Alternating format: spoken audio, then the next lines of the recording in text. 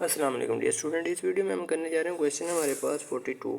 इसमें कहते हैं ये आपने साबित करना है कि कोरिलेशन कोफिशिएंट जो है आर जिसे बोलते हैं ये ज्योमेट्रिक मीन होता है दोनों रिग्रेशन कोफिशिएंट्स का। ज्योमेट्रिक मीन कहते हैं उनका एनवा रूट, यानी कि ये दो वैल्यूज हैं, इनका सेकंड रूट होता है। अच्छा, ये साबित करना है। अब इसको साबित करने के लिए हमें क्या क्या फाइंड आउट करना पड़ेगा आपको पता है। इसके लिए हमें कोरिलेशन कोफिशिएंट भी फाइंड आउट करना पड़ेगा, रिग्रेशन कोफिशिएंट भी फाइंड आउट करना पड़ेगा। चलिए कर लेते हैं। ये तीनों चीज़ें हमें निकालनी पड़ेंगी। अब इसके लिए सबसे पहले तो रिग्रेशन कोफिशिएंट को देख लेते हैं, या पहले कोरिलेशन कोफिशिएंट को अगर निकाल लेना तो हमारा सारा काम सीधा हो जाएगा। कैसे? क्योंकि इसमें हर चीज़ यूज़ होनी है। N sum of x y minus sum of x into sum of y divide by n into sum of x square minus sum of x whole square n into sum of y square minus sum of y whole square. क्योंकि इसके लिए जब हम सारा data निकाल लेंगे ना तो और कुछ हमें निकालने की, टेबल को छेड़ने की ज़रूरत नहीं पड़ेगी। ठीक हो गया जी। चले, ये अब हमें सारा कुछ चाहिए। सम ऑफ एक्स वाई का कॉलम होगा तो हम उसको सम करेंगे ना। फिर सम ऑफ एक्स कॉलम का सम ले लेंगे, इसका वाई कॉलम का भी सम ले लेंगे। यहाँ पे एक्स स्क्वायर का कॉलम बनाना पड़ेगा।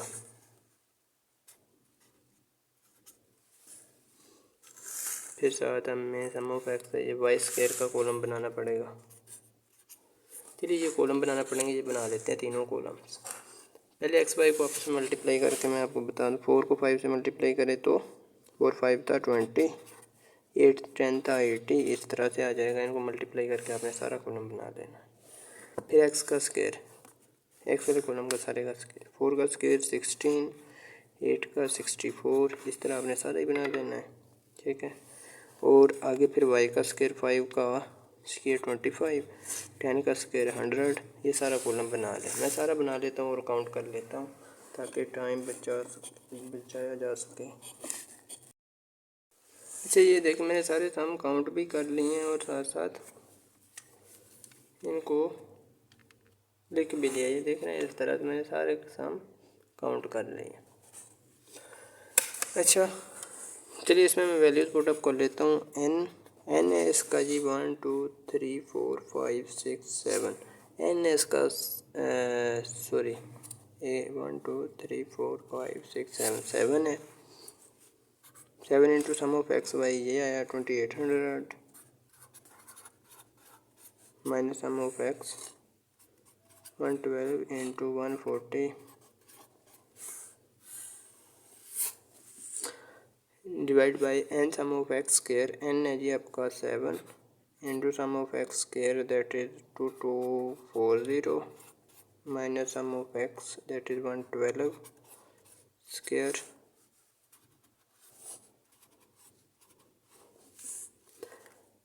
okay, sum 7 into sum of y square that is 3500 minus sum of y that is 140 whole square.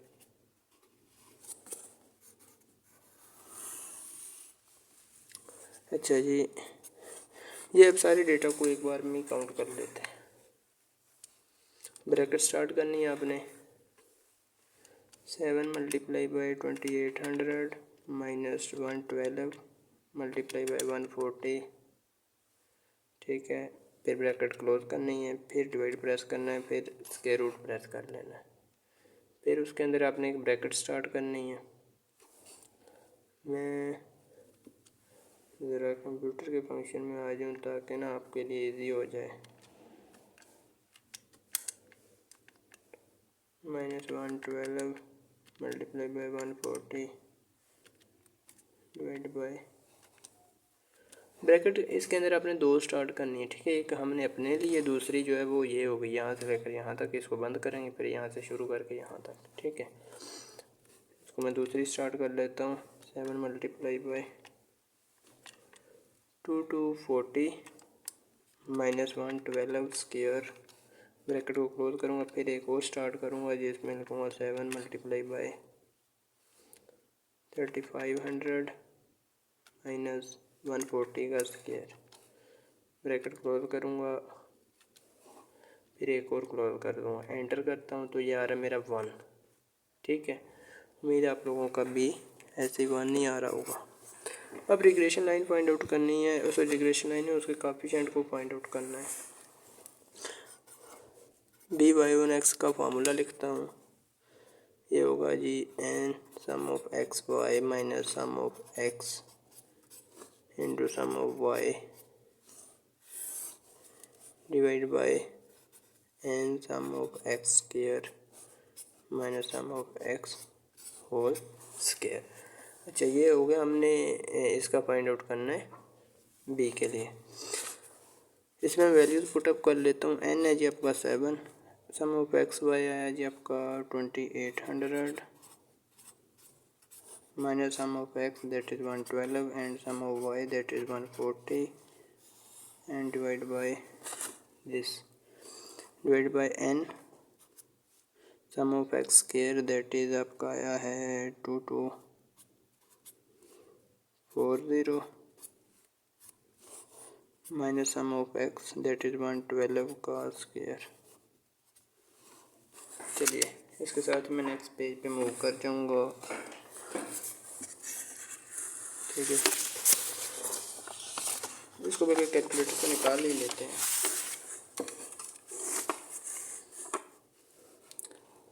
अभी इसी फंडा को मैं ऐसे लिखा रहने देता हूँ, इसमें मैं थोड़ी सी रिमूवेशन कर लेता हूँ ताकि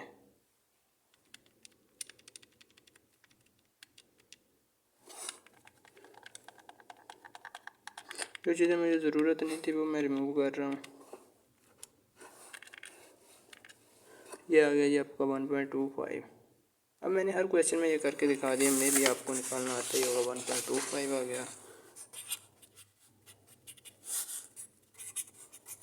इसी तरह bx1 y के लिए देखेंगे, इसका फार्मूला लिखेंगे। फार्मूला का एक नंबर होता है, दूसरा नंबर वैल्यूज पुट करने का होता है।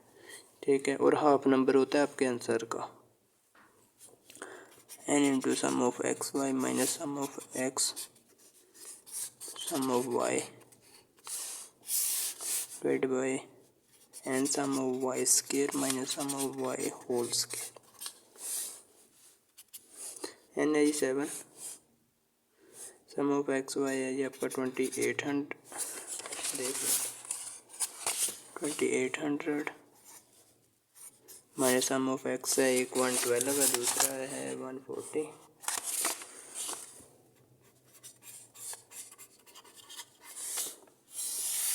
Divide by sum into sum of y square. Sum of y square वह था आपका 3500, ये रहा। ठीक है, माइनस सम ऑफ वाई 140 होगा, उसका स्क्वायर लेंगे। कैलकुलेटर से मैं कर लेता हूँ इसको।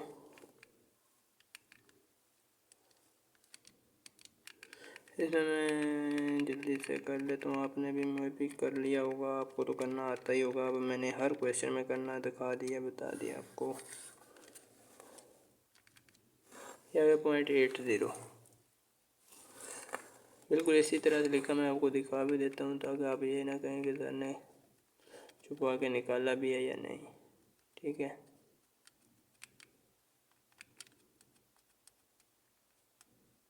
एंटर किया मैंने तो ये 0.80 आ रहा है। 0.8 भी लिख सकते हैं। ठीक है, 0.80 भी लिख सकते हैं। चलिए, ये हो गया। अब इसके बाद देखें, उसने हमें कहा था कि आपने साबित ये करना है कोरिलेशन कोएफिशिएंट जो है geometric mean of two regression coefficient के होता है। टू रिग्रेशन कोएफिशिएंट लिखने हैं, एक आ गया जी ये आ गया, दूसरा पहला गया था, पहला ये था 1.25,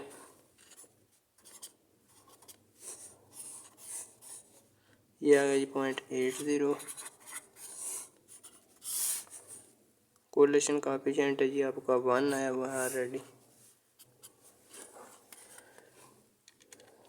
चलिए इनका मैं लेता हूँ स्क्वायर रूट में, ये दोनों वैल्यूज ब्रैकेट में डाल लेंगे। ठीक है, ब्रैकेट डाल के 1.25 मल्टीप्लाई बाई 0.8 को मैं एंटर करता हूँ, ये भी 1 आ गया। तो इसका मतलब है हम बिल्कुल ये वेरीफाइड हो चुका। ठीक है, उम्मीद है आपने अच्छी तरह से देख लिया होगा और आपको सॉल्व करना आता ही होगा।